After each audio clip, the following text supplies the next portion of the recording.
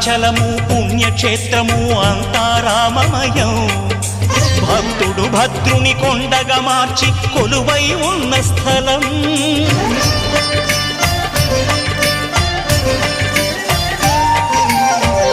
భక్తితో రామదాసు ఈ ఆలయమును కట్టించనయా.